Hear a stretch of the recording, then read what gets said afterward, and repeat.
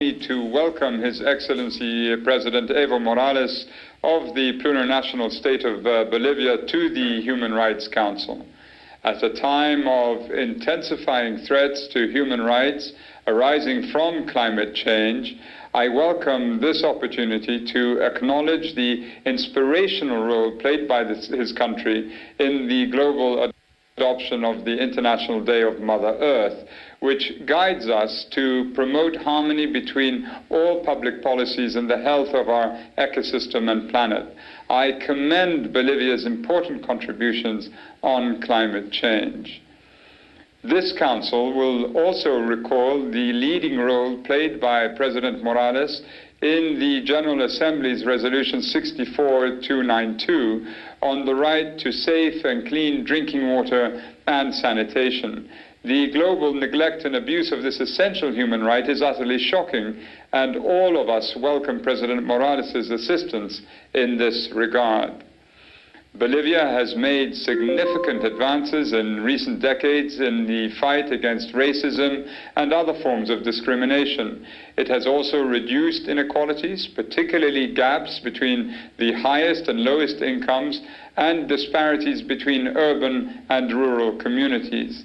I commend the country's efforts to fight extreme poverty and malnutrition, as well as the advances in securing the rights to education, health, housing, and access to information. Here, I would like to pay tribute to the work of Bolivia's many civil society activists, human rights defenders, trade unions, and independent media. The free expression of the people's ideas, proposals, and criticism is at the core of democratic principles. In the decades since the end of military dictatorship, Bolivia has made clear advances in empowering the voices of the people, with real progress regarding the fundamental rights to freedom of expression and freedom of association. I encourage member states to share with President Morales their good practices in deepening respect for those rights, so that civil society can operate within an environment free of pressure. Regarding rule of law institutions, I note Bolivia's recent efforts to improve prison conditions and begin correcting an often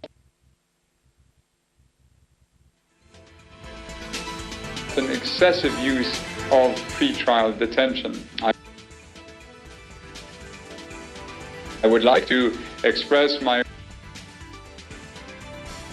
willingness to continue supporting the plurinational state of Bolivia in designing and implementing a comprehensive effort involving concerned institutions and sectors of society to address these and other serious structural issues regarding the rule of law.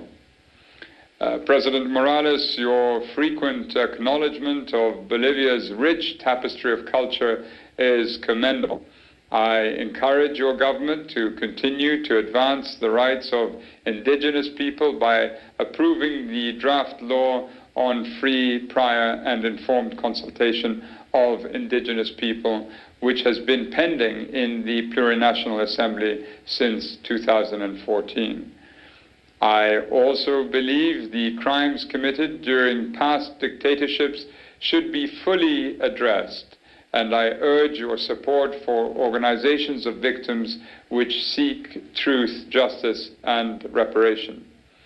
Finally, Mr. President, in line with the good cooperation your government has extended to my office and your efforts to establish a sound and productive national follow-up mechanism to the recommendations of the UPR and special procedures, I encourage you to embark on discussions during your visit here to invite some of the Council's special procedures mandate holders, including the special rapporteurs on freedom of opinion and expression, independence of judges and lawyers, and indigenous people's rights, with a view to asking them to visit the country. I thank you.